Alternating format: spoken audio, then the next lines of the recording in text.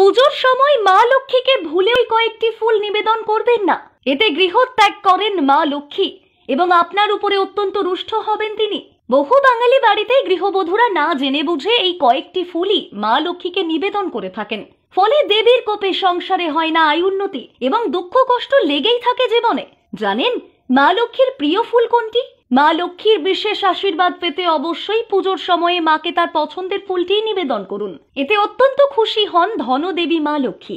এছাড়াও জানুন লক্ষ্মীবার বৃহস্পতিবারে পুজোর সময় কোন কোন কাজগুলি ভুলেও করা উচিত নয়।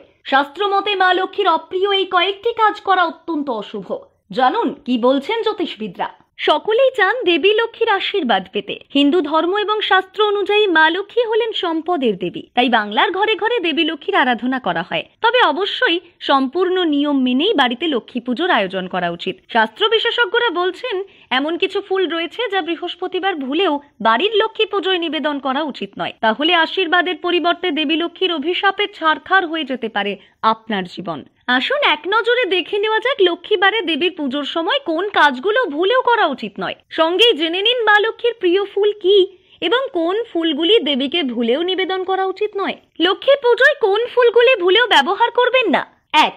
আকন্দ ফুল। মহাদেবের অত্যন্ত প্রিয় ফুল হলো আকন্দ। তবে মা লক্ষ্মী কিন্তু এই ফুল একেবারেই পছন্দ করেন না। তাই লক্ষ্মী পুজোর মতন বিশেষ দিনে কখনোই আকন্দ ফুল নিবেদন করার মতন ভুল করবেন না। এই ফুল মা লক্ষ্মীকে নিবেদন করা অশুভ বলে মনে করা হয়। আকন্দ ফুল নিবেদন করলে রুষ্ট হতে পারেন দেবী লক্ষ্মী। 2. জুঁই। আকন্দের পর যে দ্বিতীয় ফুলটি মা লক্ষ্মী একেবারেই পছন্দ করেন না তা হলো জুঁই ফুল। সাধারণত যে কোনো উৎসব অনুষ্ঠানের জন্য বাজারে মালা বানানোর কাজে এই ফুল মূলত ব্যবহার করা হয়। তবে এর উগ্র গন্ধ এবং সাদা রং মা লক্ষ্মীর একেবারেই অপছন্দের। তাই লক্ষ্মী পুজোয় এই ফুল ব্যবহারের মতো বড় ভুল একেবারেই করবেন না। 3. টগর। টগর ফুল খুব সহজেই আমাদের বাড়ির চারপাশে পাওয়া যায়। মহাদেব এবং ভগবান শ্রীকৃষ্ণের একটি অত্যন্ত প্রিয় ফুল হলো টগর। কিন্তু টগর ফুল সাদা হওয়ায় মা লক্ষ্মীর পুজোয় এই ফুলের উপরেও নিষেধাজ্ঞা রয়েছে। কথিত রয়েছে মা লক্ষ্মীকে টগর ফুল নিবেদন করলে সংসারে আর্থিক অনটন এবং দারিদ্রতা দেখা দেয়। ভক্তের উপরে রুষ্ট হয়ে যাওয়ার কারণে কখনোই সংসারে সুখ আর শান্তি আসতে দেন না মা লক্ষ্মী। 4. চাঁপা। আকন্দ, জুঁই এবং টগরের পাশাপাশি চাঁপা, রাতরানীর মতো সাদা ফুলগুলোও একেবারেই অপছন্দ মা লক্ষ্মীর।